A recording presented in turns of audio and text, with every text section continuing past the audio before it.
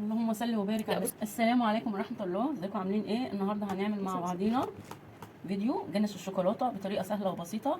مقاديرها بسيطه جدا، تنفع لتزيين التورت والجاتوهات. يلا نبدا بسم الله. قول معايا ايه. انا معايا هنا كوبايه الا ربع زيت، والزيت بتاعنا لازم يكون ريحته حلوه، مش ريحته نفاذه. اي زيت، زيت عباد، زيت ذره، ان شاء الله حتى زيت تموين، بس لازم يكون زيت ريحته حلوه. كوبايه ميه من الحنفيه، كوبايه سكر، كوبايه كاكاو، وفانيليا، ورقه فانيليا. يلا نبدا بسم الله. هنحط كوبايه الميه، هنضيف السكر، هنضربها ضرب مبرح. وضربت كوبايه الميه مع كوبايه السكر، هضيف كوبايه الكاكاو، والكاكاو بتاعنا يكون غامق، الجنش بتاعنا يبقى ريحته حلوه. ربع زيت هو ده اللي هيدينا القوام بتاع الجنش بتاعنا، هيتقل. هضربها بالتدريج.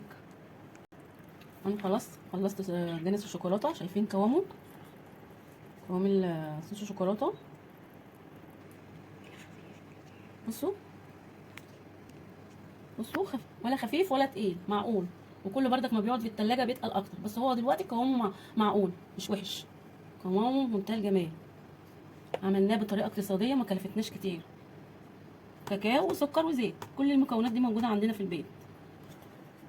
هقفل عليها واشيلها في التلاجة، نستعملها واطلعها. تنفع لتزيين التورت والجاتوهات. تضيفوا بدل الميه اللبن بردك ممكن، بس انا افضل ان يعني عاملينها اقتصاديه يعني، والميه احسن من اللبن. في صوص الشوكولاته، كيكه الشوكولاته والكب كيك، ينفع لكل شيء. لو عجبكم الفيديو اعملوا لايك، متنسوش الاشتراك في القناه. متنسوش بقى اللايك والشير والاشتراك في القناه. عاوزه بقى لايكات كتير وشير جديد. والسلام عليكم ورحمه الله.